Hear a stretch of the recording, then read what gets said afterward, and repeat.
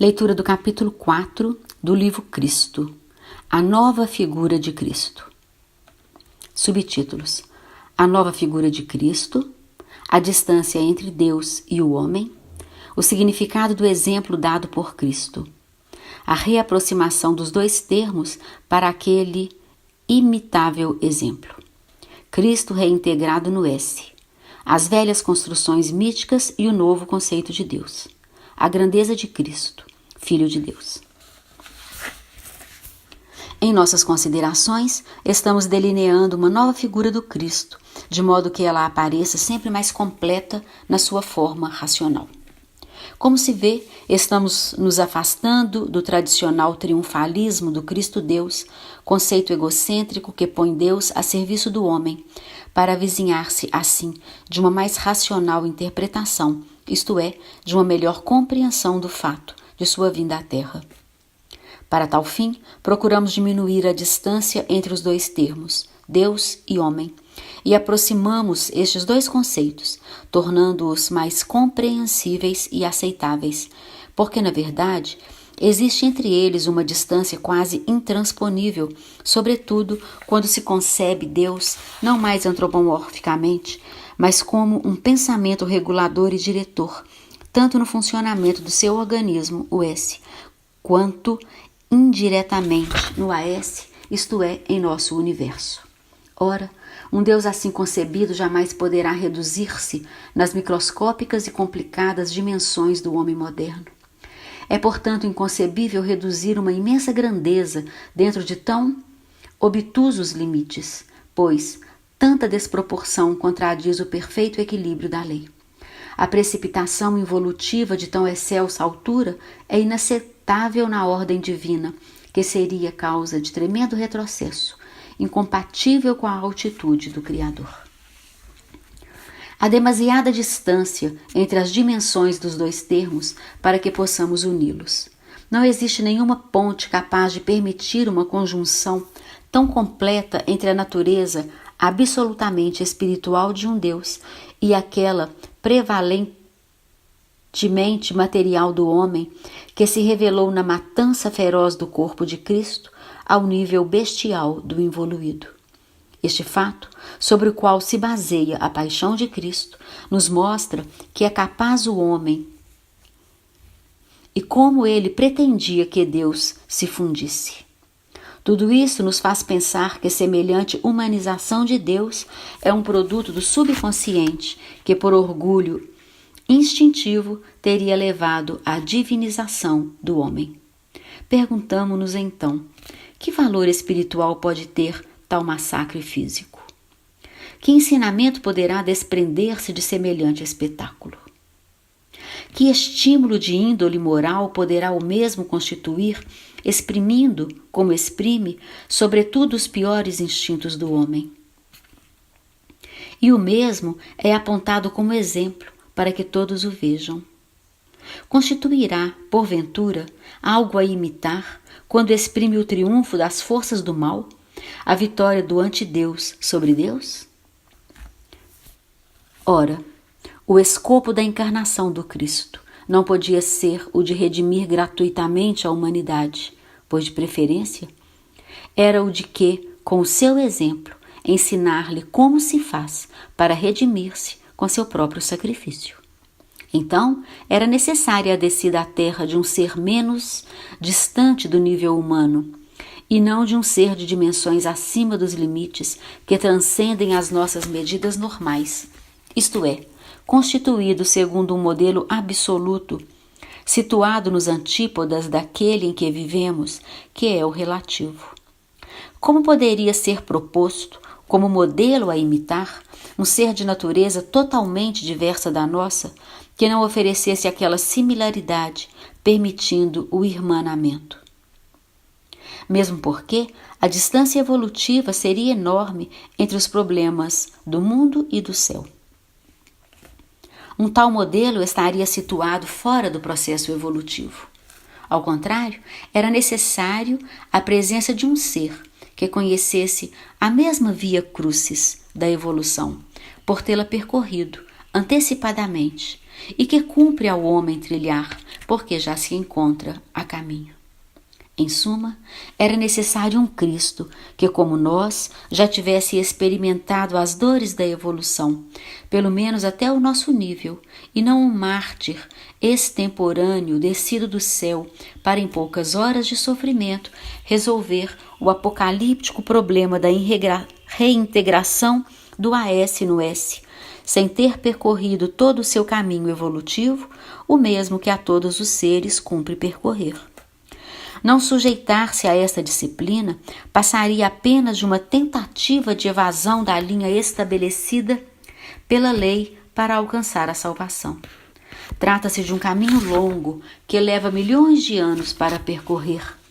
Trata-se da labuta tenaz de uma lenta maturação. Estão em jogo fatos que não se improvisam e problemas que não se resolvem com um martírio rápido, demasiadamente breve para servir como escola a operar uma verdadeira reconstituição espiritual da humanidade decaída. Que as coisas sejam assim como foi explicado, prova-nos, após o sacrifício de Cristo, a redenção por ele operada, que permaneceu no campo teórico.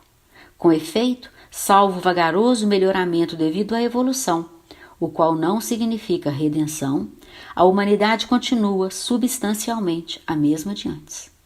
Aconteceu, pois, que de fato o sacrifício de Cristo deixou intacta, como devia, a lentidão do processo evolutivo, sem perturbar a ordem fixada pela lei de Deus. O resultado não podia ser outro, porque aquela lei não comportaria uma violação tal qual ter-se-ia dado, se, mediante um súbito salto para a frente, fosse suprimida aquela lenta e profunda elaboração que a verdadeira redenção implica e exige. Eis então que o exemplo dado por Cristo há de ter outro significado, devendo representar algo de mais próximo ao homem, implicando, na verdade, o conhecimento de seus problemas por ter-se, Cristo, encontrado nas mesmas condições, por ter experimentado as provas do AS. Somente assim, reaproximados, pondo nas bases uma tal similaridade de condições, é possível entre Cristo e o homem um verdadeiro irmanamento, mediante a mais profunda compreensão por parte deste último. Só desse modo, Cristo pode tornar-se um dos nossos, um mestre que pode nos ensinar, porque Ele próprio fez aquilo que aponta a nós como fatível e que um Deus jamais poderia ter feito, nem tensionado fazer. Eis como delinear-se uma nova figura do Cristo, mais harmonizável com os fatos e com a lógica dos mesmos, conforme a lei de Deus. A paixão de Cristo não é um fato fora da lei, pois constitui para ele a última fase conclusiva de um normal e longo processo de maturação evolutiva. Assim, tudo fica dentro da ordem e da logicidade da lei. Deste modo, aquela paixão não poderia confundir-se com uma improvisação sem antecedentes preparatórios, mas seria, de preferência, comparável ao último anel de uma cadeia, o momento decisivo do definitivo passo para frente, o mesmo que lança o ser para fora do AS, para fazê-lo reentrar no S, como coroamento de um precedente e imenso trabalho de maturação que alcançou o seu cumprimento. Assim, tudo é conforme a lei e se compreende. Desse modo, Cristo é nosso irmão e mestre, e como tal tem o direito de elevar-se como exemplo, porque fez aquilo que cada um de nós deverá fazer, obedecendo, como ele, a lei de Deus. Eis a essência do exemplo. O programa e a razão da existência consistem na saída do AS para reintegrar no S. Este é, para todos, o momento do retorno ao Pai. Cristo viveu este momento e nos mostrou como isso se cumpre. Ele chegou primeiro. Nós chegaremos depois, cada um no seu tempo. Não há outra coisa a fazer, senão segui-lo. Ele colocou-se à frente na marcha da evolução. Pleiades de santos, heróis, mártires e gênios o seguiram, mais ou menos distantes dele, mais ou menos próximos daquele momento resolutivo que é o retorno ao Pai. Então, Cristo é como um general seguido por um exército de evoluídos, colocando-se na dianteira ao desafiar o mundo do Aes. Ele enfrentou o inimigo e fez primeiro aquilo que todos deverão fazer e farão para cumprir e resolver o ciclo involutivo-evolutivo. Ele tem o direito de se colocar como exemplo e cabe-lhe a função de modelo, porque a sua paixão não se reduz a de poucas horas que nós nos limitamos a comemorar, mas se projeta nos milênios que cada um de nós deve viver. Ela se condensa num cálice bem mais amargo, o qual consiste em ter de sofrer todas as provas, fadigas e dores do Aes, absorvidas hora por hora, até assimilar toda a lição. Então, a glória da ressurreição assume em Cristo um novo significado, porque não se reduz apenas à sua sobrevivência após a morte. Ela visa, de preferência, a definitiva vitória sobre o Aes, equivalendo assim a um retorno glorioso ao Pai, sob outra forma de vida em que a morte deixará de existir. Trata-se de uma cósmica inversão de posições, do Aes para o Es. Afirma-se então como salvação, o triunfo final do Es ao completar-se o ciclo. Sistema, antissistema, sistema. Não se pode culpar o passado por não ter sabido compreender a missão de Cristo nesse mais profundo sentido. Por não possuírem o conceito de evolução, os nossos antepassados não estavam em condições de entender Cristo nesta mais profunda perspectiva. Graças a tal conceito, nos é dado compreender Cristo até sem recorrer a incompreensíveis mistérios impostos por isso em nome de um mal entendido conceito de fé. Apresentada, porém, sob esta nova luz, a realidade do Cristo deixa de ser encarada sob a exclusiva perspectiva de uma religião para assumir todos os caracteres da universalidade, comprováveis por leis biológicas positivas. Assim, Cristo nos aparece vivo em toda a sua lógica para dizer-nos: fazei como eu fiz. O que eu fiz, vós também podereis fazê-lo. Pertencia à vossa própria raça. Não fui apenas um prodígio descido do céu, com poderes excepcionais. Fui homem como vós, mas em virtude de meu incansável labor ascensional, alcancei o sistema, regressando ao seio de Deus, realizando assim o meu destino, que é também o de todos vós. Eu já percorri o caminho que vós estáis agora percorrendo. Conheço porque já vivi vossas provações e dificuldades. É luta dura, mas eu também a enfrentei, mostrando-vos a que triunfo ela conduz. Eu voltei a ser perfeito no Es, que se constitui da pura substância de Deus. Resolve-se assim o problema da salvação. Este é o caminho, não há outros caminhos. Com o último feito da paixão, paguei a derradeira parcela à justiça da lei e ergui-me do Aes ao Es, como no final deverá acontecer com cada um de vós. Assim, Cristo se avizinha de nós muito mais. Ele viveu a nossa mesma realidade biológica e soube superá-la. Já experimentou as nossas fadigas, por isso compreende-as. Ele foi nosso companheiro em nossa mesma labuta e fez deveras aquilo que cumpre a nós fazer ainda. Não foi a sua paixão uma mera representação simbólica?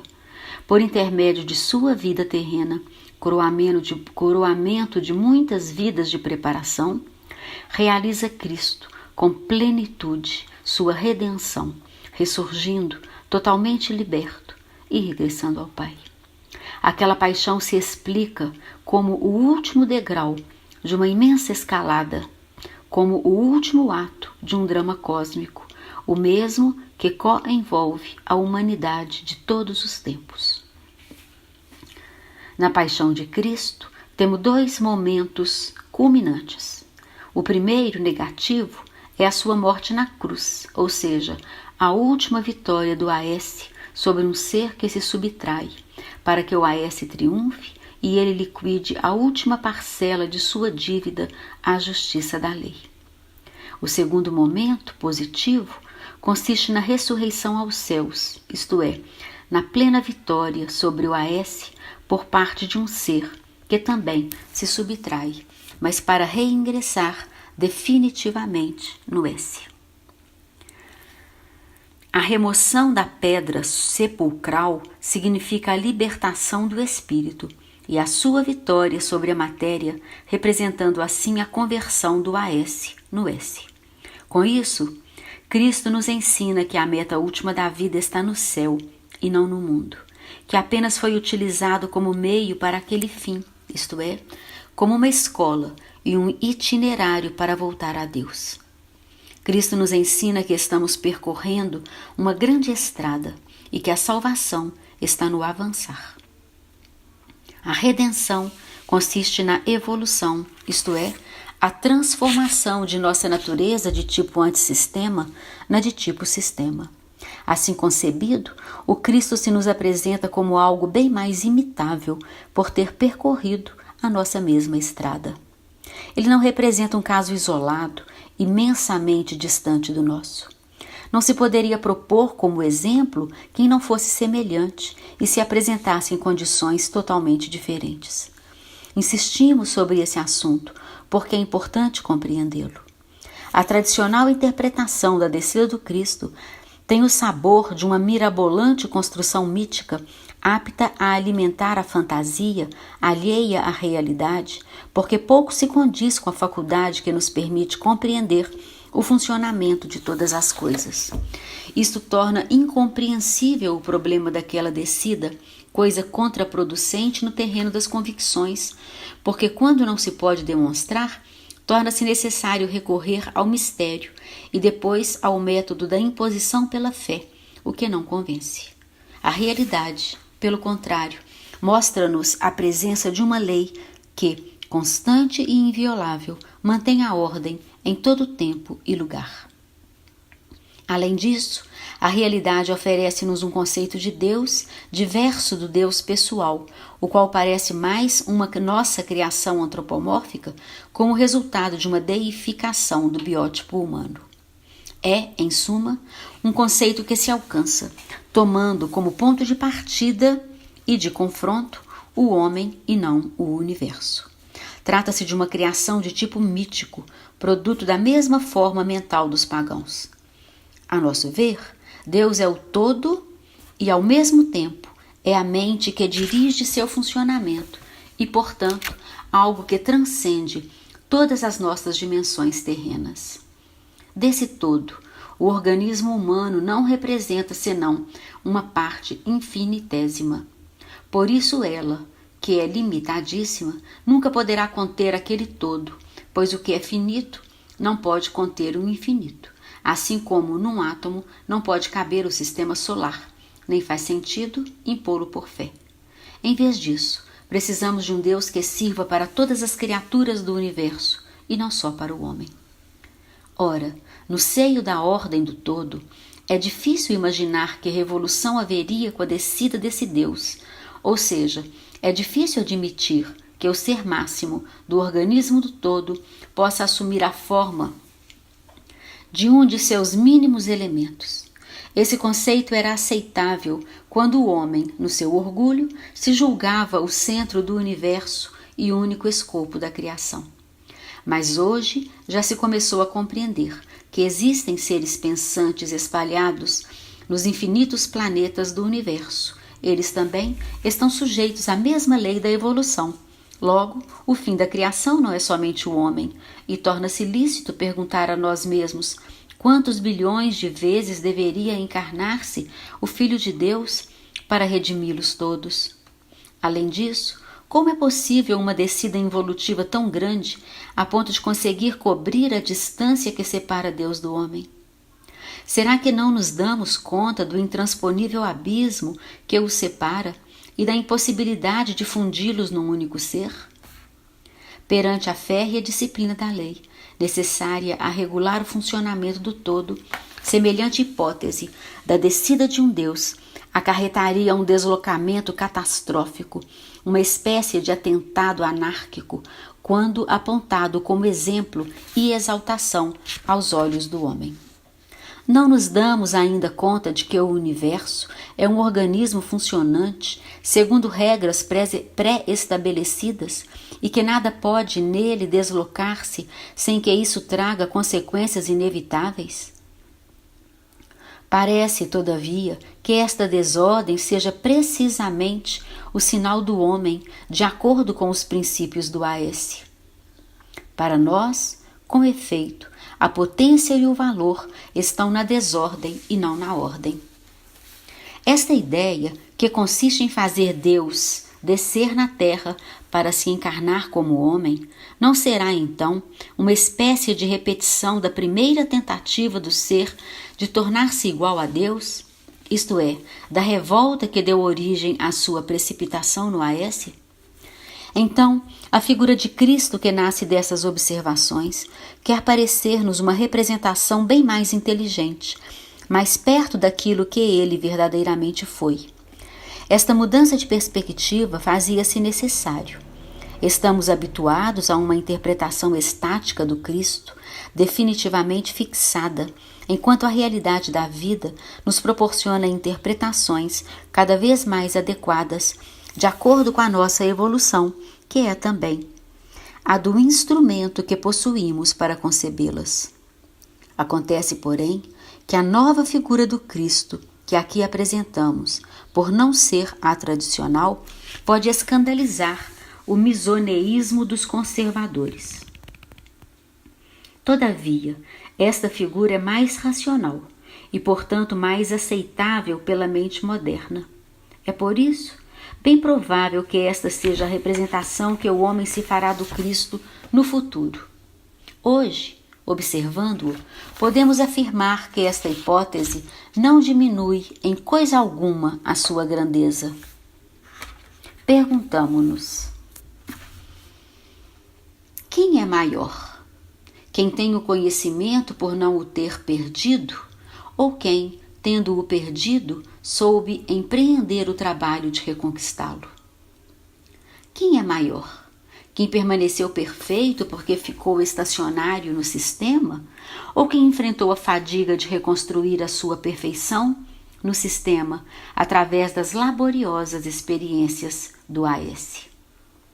Quem vale mais?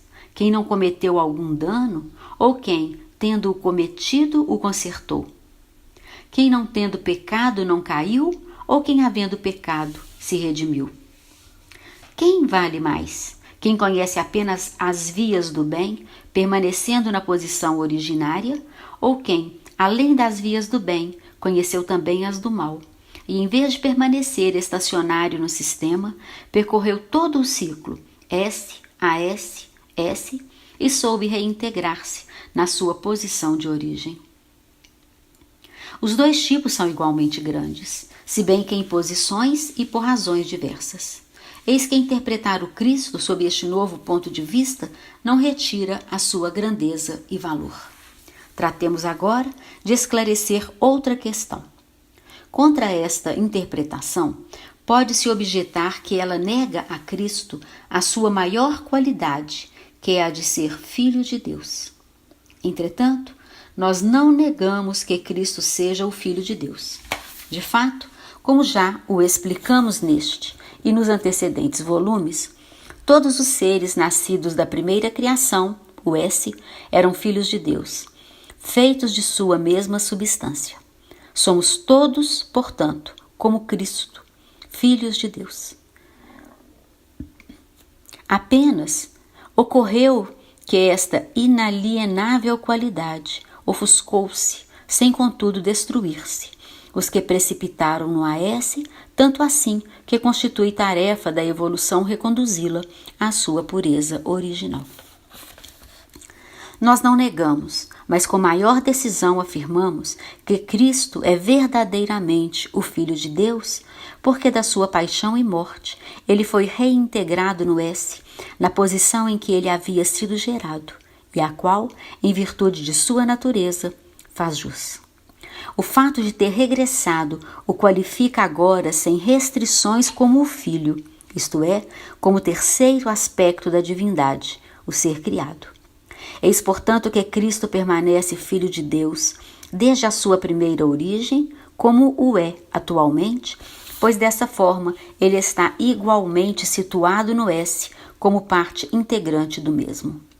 Ter atravessado o AS, em vez de ter diretamente descido dos céus, não impediu Cristo de haver nascido como Filho de Deus, nem de torná-lo ao seio do Pai, exatamente na posição de origem. E nós, todos somos destinados a regressar àquela posição, os mais sábios e maduros antes, e os outros depois. Cabendo aos primeiros, mais avançados e gloriosos, mostrar o caminho a seguir aos que ficarem atrás, assim como Cristo fez. O nosso escopo não é demolir. Queremos apenas compreender melhor o Cristo, penetrando até a verdade que se esconde atrás da lenda.